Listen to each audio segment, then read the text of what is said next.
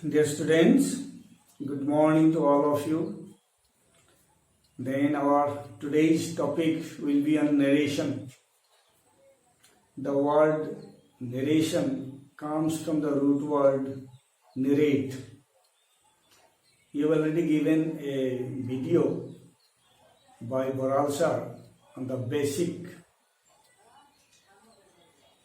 that means on the theoretical knowledge of the narration, and if you have watched it carefully, then you will get good knowledge and theory, but it should be a practical one. And if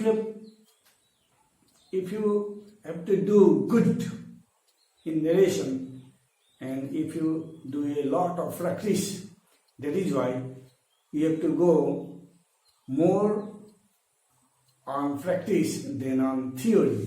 Let's start. এতিয়া এই narration বুলি কোৱাৰ লগে লগে কি হ'ব, এটা direct speech, এটা ইনডাইৰেক্ট স্পীচৰ কথা আহি পৰিব।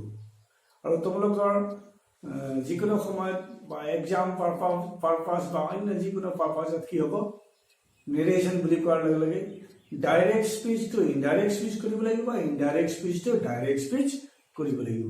সেইখিনি কৰিব যাওঁতে আমি কিছুমান নীতি নিয়ম ৰুলছ গ্ৰামাৰ ফলো কৰি যাব লাগিব। এতিয়া সে মই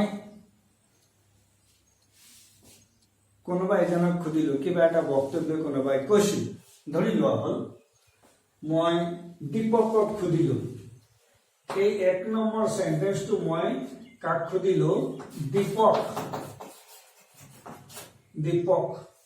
আৰু 2 নম্বৰ সেন্টেন্সটো সুধিলো Bimal.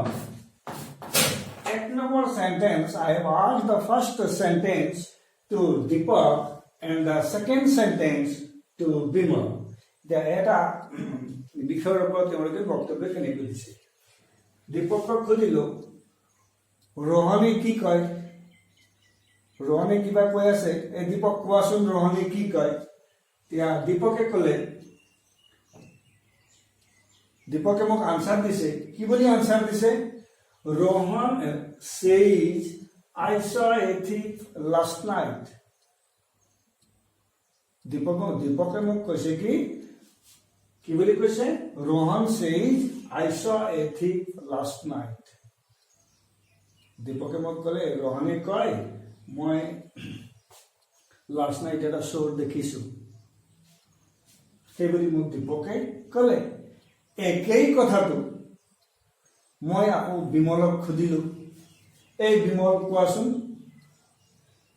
কথাটো কি। বিমলে মোক ক'লে, ৰোহন says that, ৰোহনে কি কয় বিমল কোৱাচোন। এতিয়া বিমলে মোক আনসাৰ দিছে, বিমলে মোক কৈছে কি, Rohan says that he saw a thief the previous night. এই দুইটা সেন্টেন্সৰ মাজত কিমানখিনি পাৰ্থক্য আছে চাই লোৱা। দীপকে মোক আনসাৰ দিছিল, ৰোহনে যেনেকৈ কৈছিল ঠিক তেনেকৈ মোক কথাটো শুনালে, যেনেকৈ ৰোহনে কৈছিল ঠিক তেনেকৈ দীপকে মোক আনসাৰটো দিলে কি, Rohan says I saw a thief last night. আকৌ বিমলে মোক যেতিয়া আনসাৰটো দিলে, ৰোহনে কি কৈছে মই বিমলক আকৌ সুধিলো, এতিয়া বিমলে মোক কৈছে কি, তেওঁ কিন্তু নিজৰ ভাষাত কৈছে, মিনিংটো চেঞ্জ নকৰাকৈ কৈছে, তাৰ কোনো মিনিংটো পৰিৱৰ্তন কৰা নাই, মিনিং পৰিৱৰ্তন নকৰাকৈ, without changing its meaning, without violating from its meaning, he answered me, তেওঁ মোক উত্তৰ দিলে। কি বুলি উত্তৰ দিলে, ৰোহন says that, ৰোহনে কয় যে হি saw a thief the previous night, তেওঁ যোৱা ৰাতি এটা চোৰ দেখিছিল। কোনো মিনিঙৰ পৰিৱৰ্তন নকৰাকৈ বাক্যৰ সম্পূৰ্ণ মিনিং একে ৰাখি তেওঁ নিজৰ ভাষাত মোক আনসাৰটো দিলে, সেইটো কি হ'ল, ইনডাইৰেক্ট স্পীচ হ'ল। আৰু দীপকে চিধাই ৰোহনে যেনেকৈ কৈছিল তেনেকৈ মোক আনসাৰটো দিলে, এইটো হ'ল কি, ডাইৰেক্ট স্পীচ। তেওঁ নিজৰ ভাষাত কোৱা নাই, তেওঁ যেনেকৈ ৰোহনে কৈছিল তেনেকৈ মোক শুনাইছিল। সেইটো হ'ল ডাইৰেক্ট স্পীচ। বিমলে কিন্তু কি কৰিছে, ৰোহনে যেনেকৈ কৈছিল তেনেকৈ মই কোৱা নাই, তেওঁ নিজৰ ভাষাত কৈছে কিন্তু মিনিংটো একে ৰাখিছে, মিনিংটো একে ৰাখিছে। একেই মিনিং ৰাখি তেওঁ গ্ৰামাৰৰ নিয়ম গোটেইখিনি ফলো কৰি নিয়ম একে ৰাখি মোক আনসাৰটো দিছে কি Rohan says that he saw a thief the previous night। সেইকাৰণে আমি যেতিয়া ডাইৰেক্ট নেৰেশ্যনৰ পৰা ইনডাইৰেক্ট নেৰেশ্যন কৰোঁ, কোনো যেন কোৱা উক্তি আন এজনে নিজৰ ভাষাত ক'ব পাৰে, নিজৰ ভাষাত কয়, কিন্তু মিনিংটো একেই থাকিব লাগিব। মিনিংটো যদি ভায়োলেট হৈ ধৰা চোৰ এটা দেখি এইখিনি কথাকেই যদি আগৰ দিনতো কি নাছিল, আগৰ দিনত এই মোবাইলৰ ব্যৱস্থা নাছিল, আগত কি আছিল বজাৰ আছিল, শুকুৰবাৰীয়া বজাৰ, মংগলবৰীয়া বজাৰ, বুধবৰীয়া বজাৰ, মানুহবোৰ তেনেকৈ লগ হৈছিল। যদি তেনেকৈ কোনোবা এটা চোৰ দেখা বুলি কৈছিল, এই বজাৰত মানুহবোৰ লগ হয়, এই আপোনালোকৰ গাঁৱত বোলে কি হ'লে, আমাৰ গাঁৱত তেনেকৈ চোৰ এটা আহিছিল, অমুক অমুকে ৰোহন নামৰ ল'ৰাই দেখিলে, তো চোৰটো এনেকৈ পলাল। সেই মানুহজনৰ সৈতে আৰু এক গাঁৱৰ মানুহৰ সৈতে যেতিয়া কথাবোৰ হ'ব, যেতিয়া নিজৰ কথাটো লগাই দিব, এই এনেকৈ চোৰ আহিছিল বোলে ৰোহনহঁতৰ ঘৰত, ধৰি বান্ধি তাক কোবাই একদম ঠিকছে সিহঁতে কোবাই পাব্লিকে চেছ কৰিলে। তেওঁ নিজৰ কথাটো লগনি লগাই থাকোঁ যাওঁতে মিনিংটো তেওঁ চেঞ্জ কৰি পেলাই দিছে, হয় নাই? এইখন গাঁৱৰ পৰা সেইখন গাঁৱলৈ ঠিকেই আছিল যেনিবা, হয় নাই? আৰু এটা বজাৰত যেতিয়া বেলেগ গাঁৱৰ মানুহৰ সৈতে বেলেগ মানুহ লগ হ'ল, নিজৰ কথাটো অলপ লগনি লগাই দিব যাওঁতে ইনডাইৰেক্ট স্পীচত যদি তেনেকৈ লগনিটো লগাই দিব যায়, তেনেহ'লে কি হৈ যায়, মিনিংটো ভায়োলেট হৈ যায়, মিনিংটো বহুত চেঞ্জ হৈ যায়, তাৰ কোনো অৰ্থই নাথাকিব। তেনেকৈ চোৰ দেখা কথাটো ধৰি বান্ধি তাক থানাত চমজোৱাৰ কথা পৰ্যন্ত ওলাই গ'ল। যদি তেনেকুৱা হয়, মিনিংটো যদি কি হওক ভায়োলেট হৈ যায়, তেন্তে আমাৰ নেৰেশ্যন নহ'ব। আমাৰ নেৰেশ্যন হ'বলৈ কি হ'ব লাগিব, ডাইৰেক্ট স্পীচত যিখিনি কথা কোৱা হৈছে, ইনডাইৰেক্ট স্পীচটোত নিজৰ ভাষাত তেওঁ কয়, যদি তেওঁ কৈছে সম্পূৰ্ণ ৰুলছ ফলো কৰি, গ্ৰামাৰৰ ৰুলছবোৰ ফলো কৰি নিজৰ ভাষাত সেইখিনি কথাটোকে সেই মিনিংটোক একে ৰাখি নিজৰ ভাষাত যদি কোৱা যায়, সেইটো হ'ব হয় direct.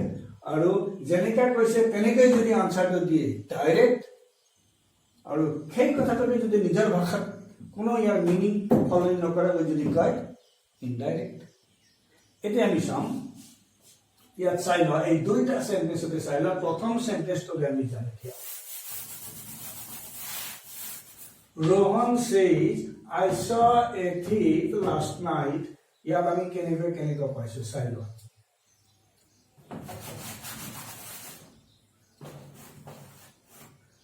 Rohan says, I saw a thief last night। ঠিক আছে, ইয়াত আমাৰ কি পাইছো, ইয়াত এটা ভাগ পাইছো, ইয়াত এটা ভাগ পাইছো, হয় না? এতিয়া ইয়াত কমা পাইছো, এই ঊৰ্ধ্ব কমাৰ মাজত আছে এইখিনি পাইছো, আমি ঊৰ্ধ্ব কমাৰ মাজত কিমানখিনি পাইছো, ইয়াত কমা পাইছো। এই সেন্টেন্সটোলৈ মন কৰা, কিন্তু ফুল ষ্টপটো লাষ্টত আছে, মন কৰিবা। ইয়াতে সেন্টেন্সটো এন্ডিং হৈছে, কিন্তু সেন্টেন্স এন্ডিং ইয়াত হৈছে। এতিয়া চাই লোৱা, ৰোহন says, এইটো এটা ক্লজ হৈ গ'ল, ইয়াক আমি এটা স্পীচ বুলি কওঁ। এইটো এটা ক্লজ হ'ল, ইয়াক আমি এটা স্পীচ বুলি কওঁ। কি স্পীচ, নামবোৰ কি, ইয়াক আমি কি বুলি কম, ৰিপৰ্টিং স্পীচ।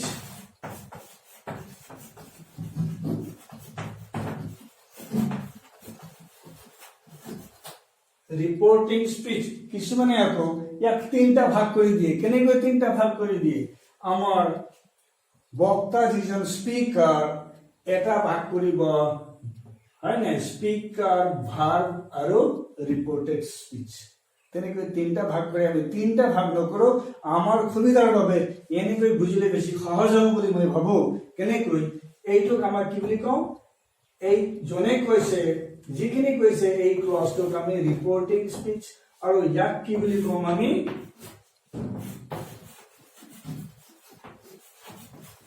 reported speech. এইটো reporting speech, এইটো reported speech. Reporting, reported. ইয়াতো এটা ভাব আছে, ইয়াতো এটা ভাব আছে। এতিয়া যেতিয়া ইয়াক আমি ইনডাইৰেক্ট কৰিম, ইনডাইৰেক্ট কৰিব যাওঁতে আমি এতিয়া কিছুমান নিয়ম ৰুলছবোৰ আমি ফলো কৰিব লাগিব। কেনেকৈ ৰুলছবোৰ আমি ফলো কৰিব লাগিব চাই লওঁ।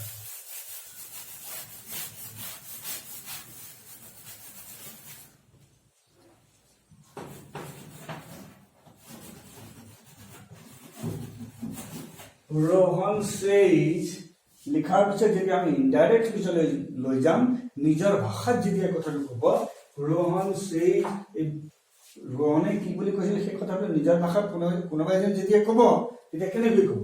ৰোহন says that he, আমি কি কৰিলো চোৱা, Rohan says that he saw a thief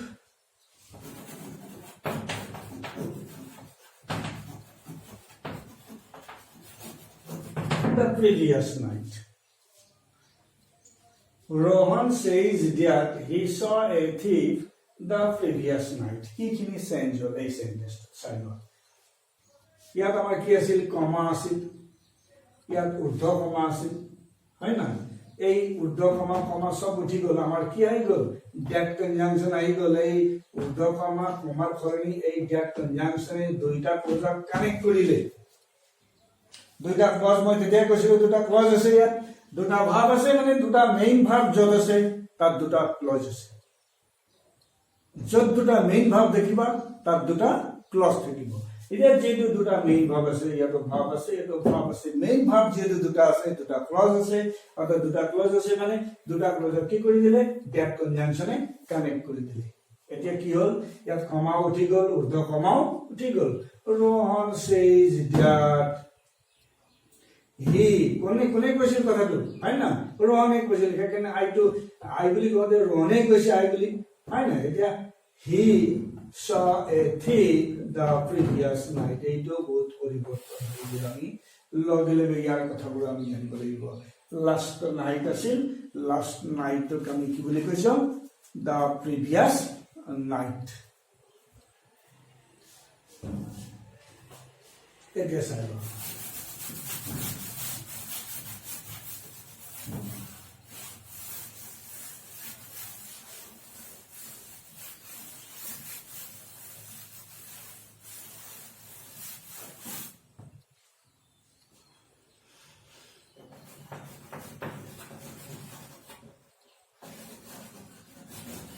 Neha says, I go to school. Neha says, I go to school. এই দুইটা সাইড, এইটো কি রিপোর্টিং স্পিচ আর এইটো রিপোর্টেড স্পিচ। এইটো এটা ক্লজ, এইটো এটা ক্লজ, অর্থাৎ ইয়াতৰ মেইন ভাগ গো আছে, ইয়াতৰ মেইন ভাগ সেজ আছে। এইটো ৰিপোৰ্টিং আৰ এইটো ৰিপোৰ্টেড। এতিয়া চাই লোৱা, ইয়াক আমি চেঞ্জ কৰোঁতে কেনেকৈ কৰিম, আমাৰ ফৰ্মুলাটো কেনেকৈ যাব?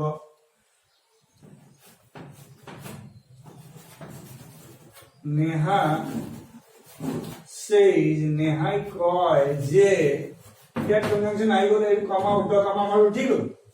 নেহাই কয় যে, তাই লেখা, তাই কেনে সি, যেতিয়া আমি ৰহনৰ সলনি হি ইউজ কৰিছিলো, প্ৰনাউনবোৰ কেনেকৈ চেঞ্জ কৰি আছো চাই লোৱা। ৰহনৰ সলনি আমি হি ইউজ কৰিছো, নেহাৰ সলনি কি ইউজ কৰিছো? সি। যেনেকৈ আমি লেডিজৰ সলনি সি ব্যৱহাৰ কৰো, হয় না?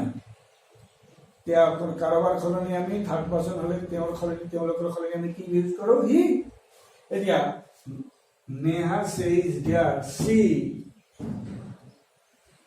কি I go to school বুলি কৈছিল, এতিয়া she হলে goes to school. Neha says that she goes to school. মন কৰা এতিয়া I go to school আছিল, she goes to school. এতিয়া তোমালোকে এই সেন্টেন্সটো টেন্সলৈ অকণমান মন কৰিবা। এইবাৰ আমি ৰুলছটো গম পাইছো। ইনডাইৰেক্ট স্পীচটো ডাইৰেক্ট স্পীচ যেতিয়া আমি কৰো, এই ডাইৰেক্টটো যেতিয়া ইনডাইৰেক্ট আমি যেতিয়া কৰো, তেতিয়া কি হয়, আমাৰ কমা উদ্ধ কমা উঠি যায়, তাৰ সলনি ডেট কনজাংচন আহে, দুটা লগত কানেক্ট কৰি দিয়ে, সেইখিনি আমাৰ হৈ গ'ল। নেক্সট আৰু মন কৰিবা, আমাৰ ইয়াত দুটা যিহেতু ভাৰ্ব আছে, গো, এই ভাৰ্বটোলৈ মন কৰা, আৰু চেইজ, এই ভাৰ্বটোলৈ মন কৰা। এইটো প্ৰেজেন্ট ইনডেফিনিট, এইটো প্ৰেজেন্ট ইনডেফিনিট। এতিয়া কি হ'ল, ইনডাইৰেক্ট কৰোতে নেহা চেইজ দ্যাট সি, আই হওঁতে যেতিয়া গো হৈছিল, ফাৰ্ষ্ট পাৰ্চন হোৱাৰ বাবে আমাৰ কি হৈছিল, প্ৰেজেন্ট ইনডেফিনিট ফৰ্মৰ গো ভাৰ্বটো ঠিকেই আছিল।